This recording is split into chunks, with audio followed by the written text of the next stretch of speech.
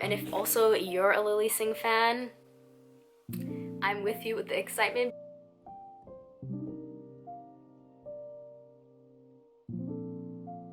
Because I think that allows us to really have our own critical thinking skills and our own awareness of what actually makes me happy instead of listening to these outside voices.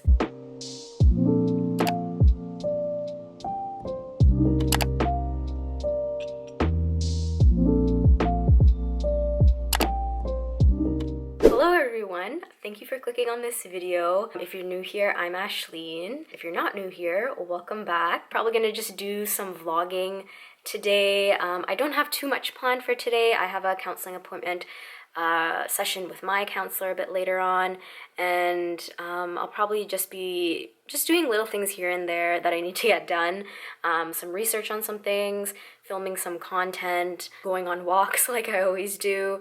So yeah, that's kind of going to be my day today. It's a bit of a rainy, cloudy, windy day today. I did want to say yesterday, it was a lot nicer weather yesterday. It was sunny and there's blue skies.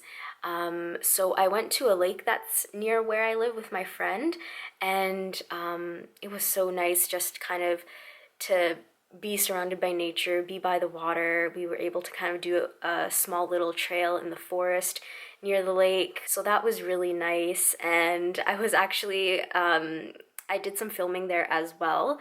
I'm going to do a bit of a montage here, but I was able to film kind of like a time lapse for another video that I'm wanting to do, kind of like a guided meditation, because it's just so, just the scenery is just so pretty there at that lake. So I was doing that as well yesterday. So I'm going to insert some clips of my day yesterday at, specifically it's called Buntzen Lake. Here is a montage of me yesterday.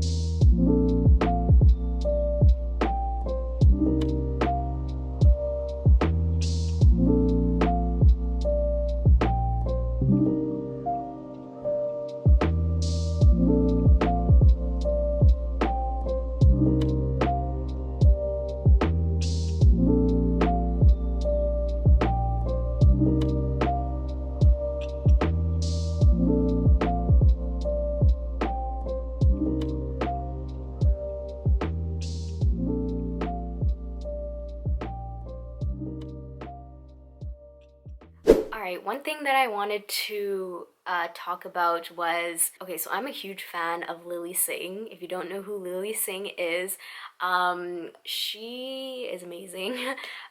She started off as a YouTuber and she has done so many things. She has gone on world tours. She has probably like billions of views on YouTube. She had her own late night talk show. She has her own production company.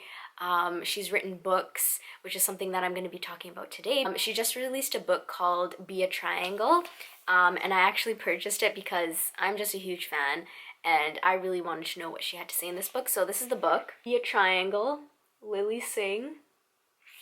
And if also you're a Lilly Singh fan, I'm with you with the excitement, because last time she released a book, How to Be a Boss, I also have that on my book little collection over there, was like in 2017, so it's been like 5 years. Like it's been a while, right? 6 years? It's been 5 or 6 years. So yeah, I got it last week, and I'm almost finished it actually.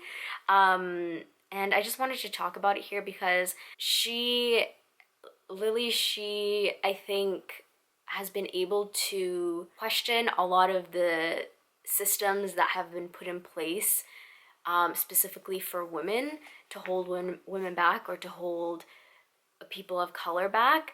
And she has been able to really question those systems, dismantle those systems and create her own path of what a career looks like, what it means to be happy to her, because it's so different for everyone. So yeah, those are just like a few things that I just love about her. And she's also South Asian. I am South Asian as well. So to be able to see another South Asian woman and to be able to look up to her and to see all these things that she's done, it is so inspiring, and I hope I can like meet her one day. That would be so amazing. I've never been able to see her on tour, unfortunately, but I hope one day that I'm able to connect with her. But yes, I have bought her book, Be a Triangle, and I've started reading it. I am almost finished, and there was a certain part that I wanted to read to you, specifically kind of about, it's about her experience, obviously, in this book. But it's a part that I really resonated with. I'm born and raised here, but my parents are immigrants. And growing up kind of in two different cultures, like a South Asian culture and then here, like the Canadian culture, it's definitely a contrast, and there is a clash of values, and there is a clash of lifestyles and what is important, and difference in food, like so many different things. And I think it's something that she touched on here, so I wanted to read that because I really resonated with it. So if you have the book, this is pretty early on in the book. It's on page, it starts on page 11. So what she writes here is, despite all the problem-solving skills I learned, there was one major thing that I wasn't taught in school or the workplace: how to live a fulfilling life. This is not as clear and clean. In fact, I wasn't even taught that life could and should be fulfilling. I was never taught the importance of self-love, positive self-talk, happiness, or personal growth. Growth was always measured by a grade or salary, never by an increase in compassion or patience. Not once was I encouraged to have critical conversations about the person I was or kind of life I desired. I dissected the pain and trauma of countless Shakespearean plays in class, but I never once analyzed my own loss and heartache. At home, things weren't much different. My family was more concerned with teaching me how to clean my room than with helping me boost my self-esteem. And did my auntie ever compliment my self-awareness like she did my outfits? No way. Why should she? My immigrant family was never afforded those luxuries either.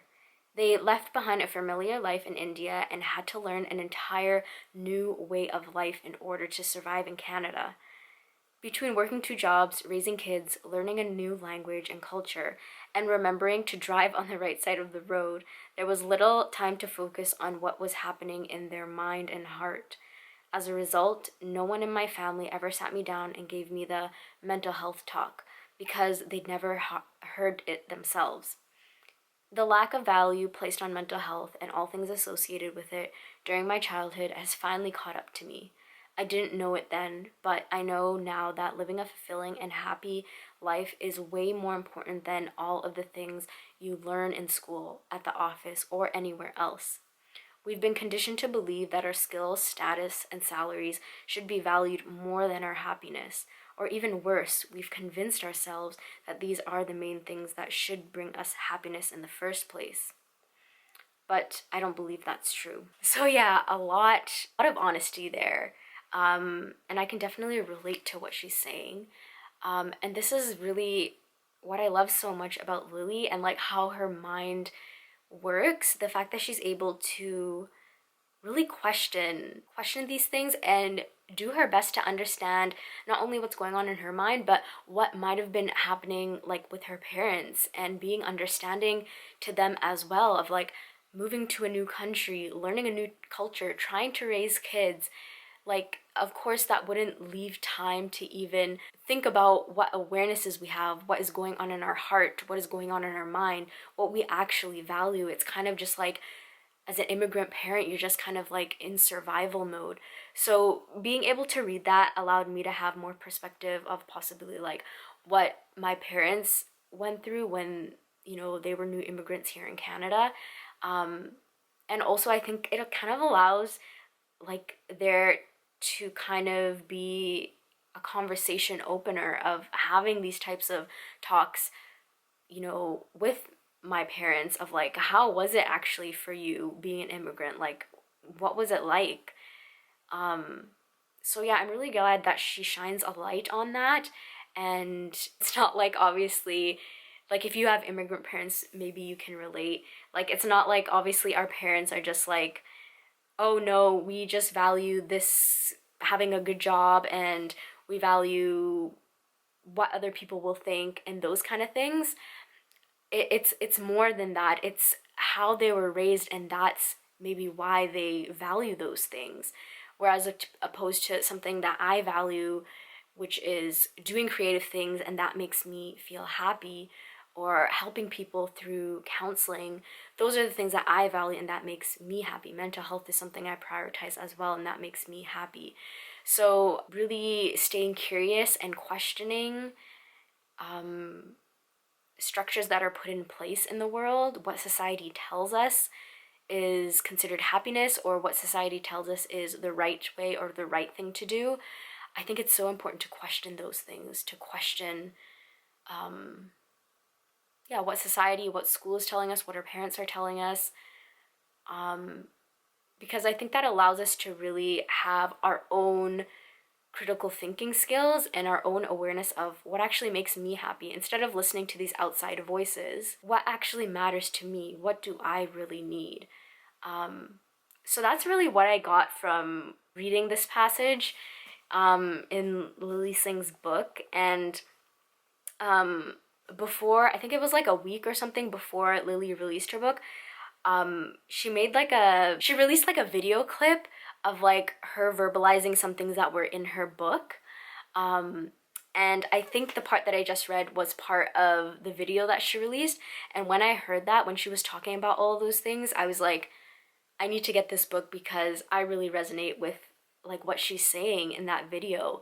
And so yeah, that's what really prompted me to buy this book, on top of me obviously loving Lilly Singh and everything she releases, especially like her books. And she's really gotten personal in this book, and the way she starts the book off is like saying that she was struggling mentally when she first started writing this book and not knowing how this book would go. And I think her honesty, I really appreciate that in this book, of how honest she is about how she feels and where she's at in life, and she's trying her best, and you know, dismantling beliefs or structures, societal voices,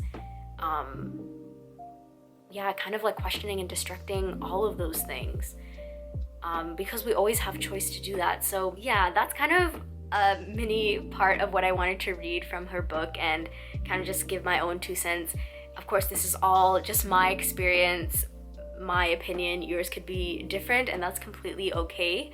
We all have different life experiences that shape the way we perceive the world, and that's completely okay. I just wanted to share my own perspective and opinion on Lilly Singh's book. Yeah, I think I'll leave it there. All right, that brings us to the end of today's vlog. Thank you so much for clicking on this video and watching till the end. If you did, please comment below if you've read Lilly Singh's new book, Be a Triangle, or if you're a fan of Lilly Singh, hashtag Team Super. I'd love to know and love to connect, so please comment down below. Give this video a thumbs up if you liked it, and don't forget to subscribe to see more vlogs like this, and I will see you in the next video. Take care. Bye-bye.